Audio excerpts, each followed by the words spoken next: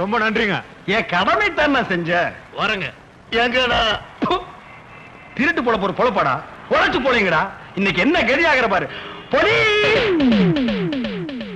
இது என்ன சார் நியாயம்?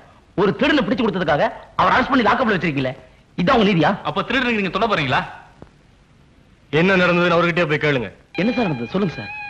எப்பவுமே திருடன் பணத்தை புடிங்கிட்டு முன்னாடி ஓடுவான், பணத்தை பறி கொடுத்தவன் புடிங்க புடிங்கன்னு பின்னாடி ஓடுவான். இதுதானே வழக்கம். ஆமா சார்.